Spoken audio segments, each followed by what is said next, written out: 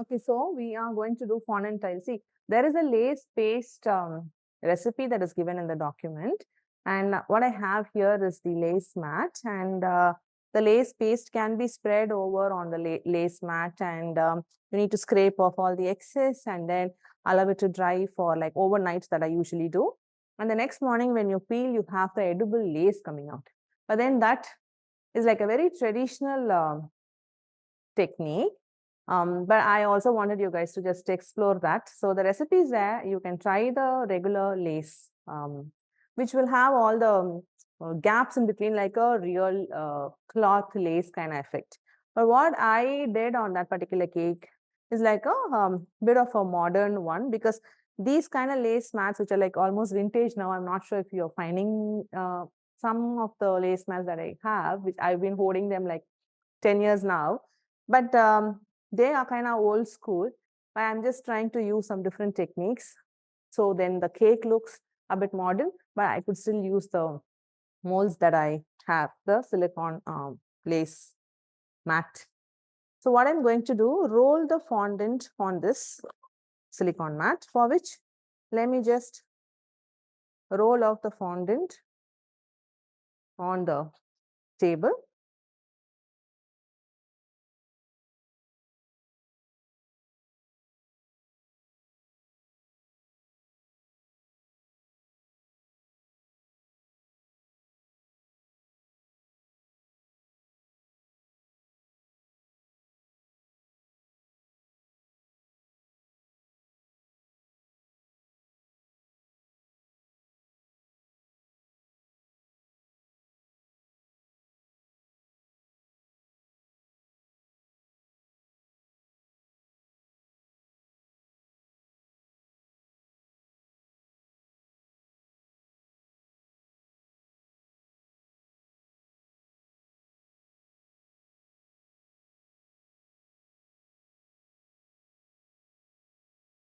Just going to roll it because I'm going to stick these lace tiles on the cake where I've draped it with fondant already. So I don't want it to be like too much of fondant on the outside.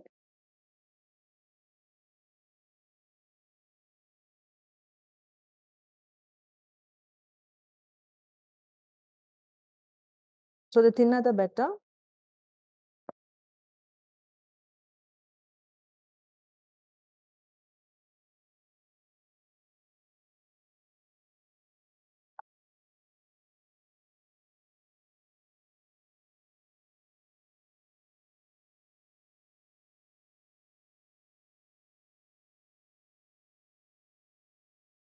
Okay, so I have the sheet here. Just want to check if it is stuck to the table now.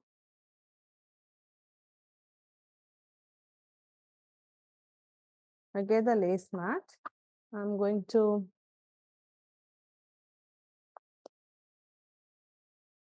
dust corn flour. I'm just going to also tap it down because you don't want too much corn flour also sitting there.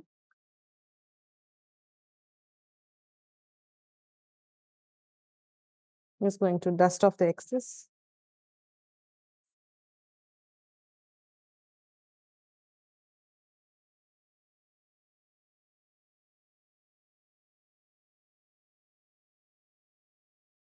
Just checking which side I could use.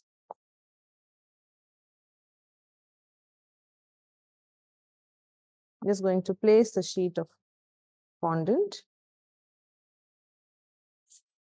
on the mat. I'm just going to, with pressure from one side, I'm just going to roll it outward. I will not do back and forth because I want that pattern to be, that impression to go on the fondant just once.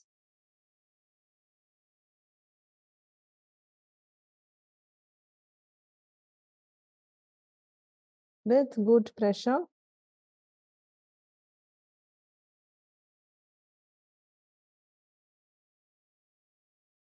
Just get it near.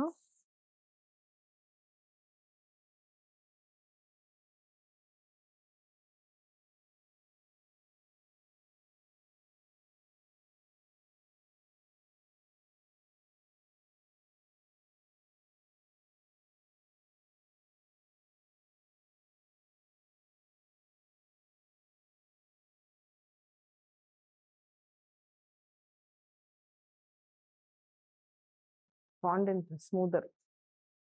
I'll just press it with a fondant smoother one, so the impression is just nice and detailed. Nila, I get. So I'll use the smoother. Just press it once.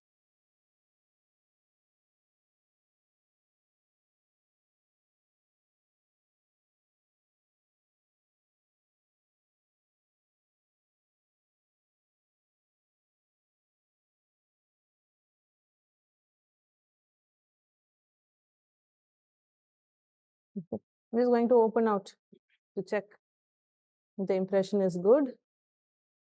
Looks like, I think you can see the impression is quite good now. So not much is enough. I'm going to cut off the excess.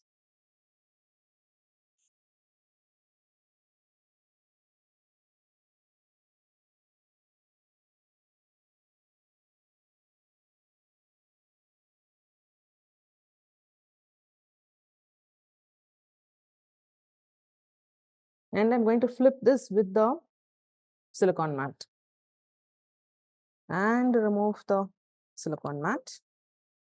So we have the impression here, a bit of corn flour mark, which is fine. You could just brush it off. So the areas where I see the impression is not as much, I'll just cut it out.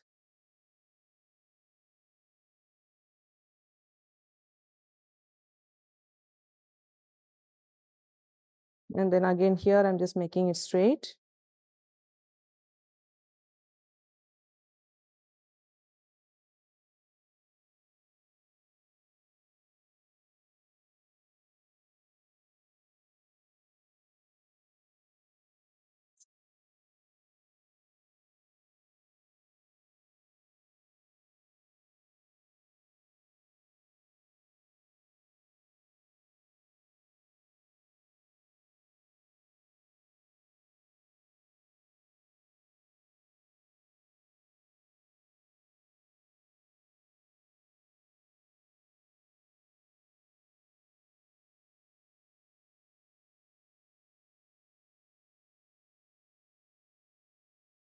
So now for the tile, the easier way to do is to have your scale, and for the width of the scale, just hold, but without too much pressure, because the pattern will just get erased if you're going to put too much pressure.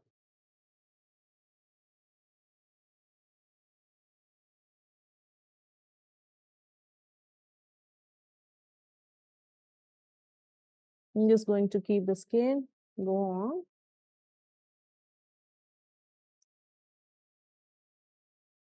Then align with where you cut before.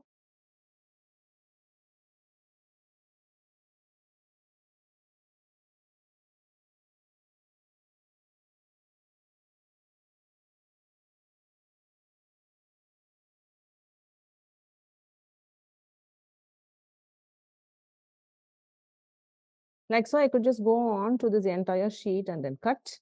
For now, I'm just going to keep this one aside. So with what I have there,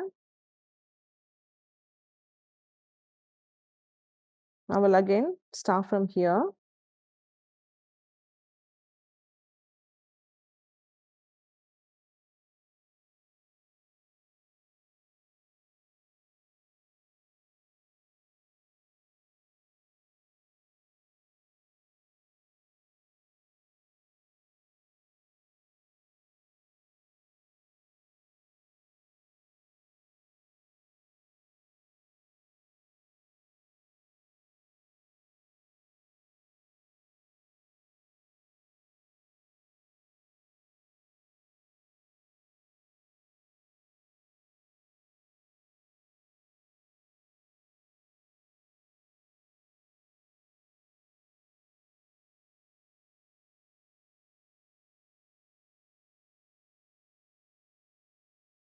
So let me just make the marking first, after which I will just run through the craft knife. I'm just making a marking to the width of the scale first.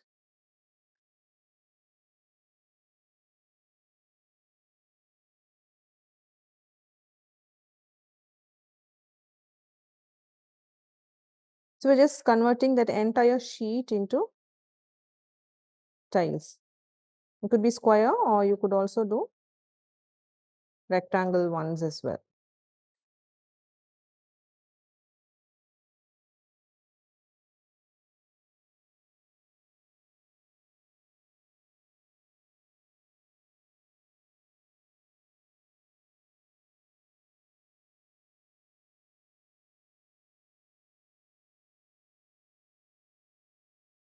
So I have the 8-inch cake that has been ganached and draped as well. So now I'm just going to use these tiles. Now I want to just separate these tiles into individual pieces. Now if they're not, I'm just going to run the craft knife through to have the individual ones. Now I'll get the cake, the 8-inch one, and then I'll show you how we are just going to stick them. A bit of alternate layers. I mean, you don't have to really watch me do the entire cake. That will be like too monotonous. I'll show you like 2 rows or like a smaller section. And then maybe like during the lunch break, I'll just have that completed. And before the end of the session, we have that tier covered with the tiles completely. You want each of the tile to be like, nice and crisp and not be stretchy. And if there is like a tile which has the excess, just trim it, make it neat, and then use it on the cake. Okay. I just get the 8-inch cake.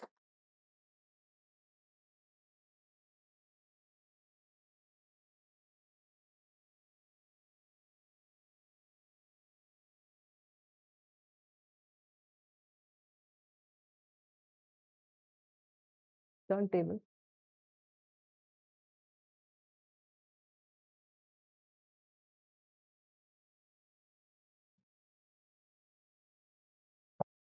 So the 8-inch cake is also here, just draped, and then had done a vodka wash. Let me just check if it is sticky enough. It is. Okay. So I just need to be a bit more careful while arranging the tiles. So the tiles are here. Let me just show them. So let me start from the back.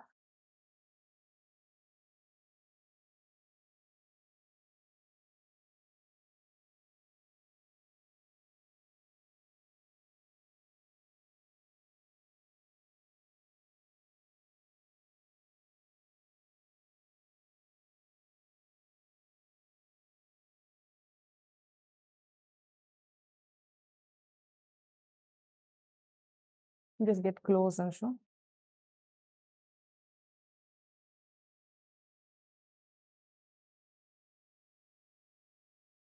It starts sticking one next to the other.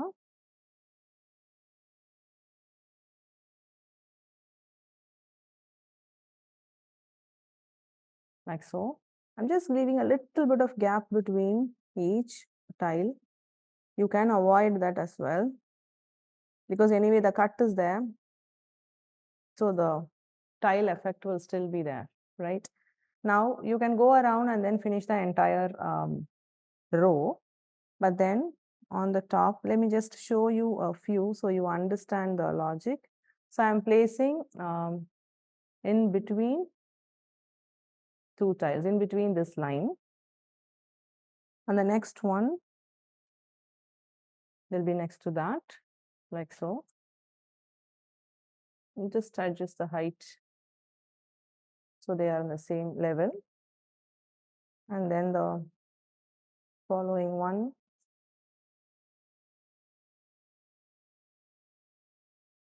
Because the vodka wash is not fully dried yet. But if I feel the height is too much, either I can just choose another tile or just cut the tile out.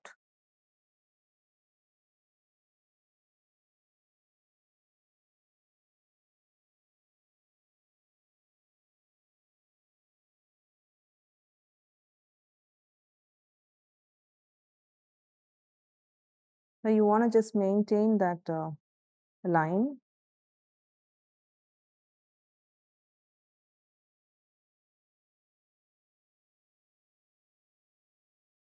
Okay, so the tile comes in between the line there.